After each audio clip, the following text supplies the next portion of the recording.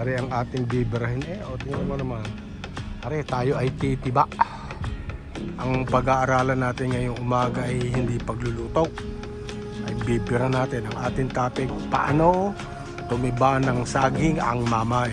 Ha? Mga kabataan hindi alam yan Panoorin kung paano diskarte.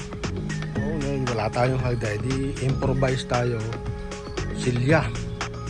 Wala tayong gulo. Yan, lagare. Ngayon ang diskarte diyan. Yan ang pag-aaralan. Engineering ang kailangan yan. Ay, para yun ay hindi sasayad. Ang tira niyan din Dito ang lagari niyan. Ayan.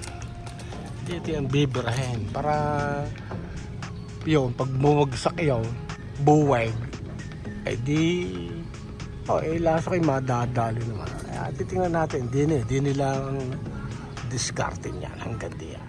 Yan. Dapat diyan tama ang posisyon, ha?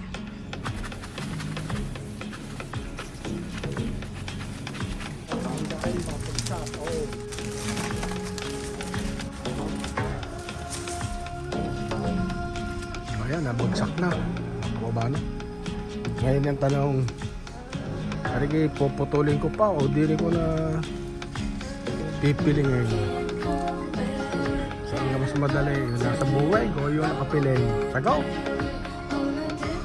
Ayon sa expert, din na raw tanggalin, pilingin na din oo nga naman yun ang trabahong smart. Ben ko puputulin doon, di mabigat. Di ko na tanggalin, yun na may puputulin din. Sige, samahan nyo ako at putulin natin. Tayo magpipiling din sa puno. On-site piling ang tawag din on-site piling.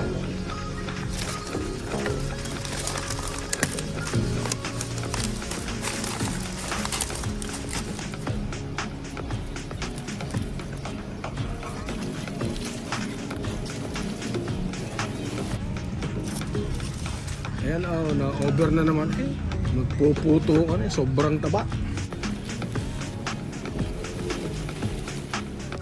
Hindi pinapansin ng araw, hindi tayo, dalawa. Sabay ang hinihingal para hindi na sa kaunting saging na aray. Mamay.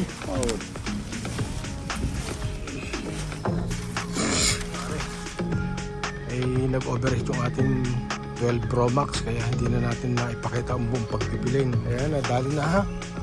Ayan. Tara na mga kabayan.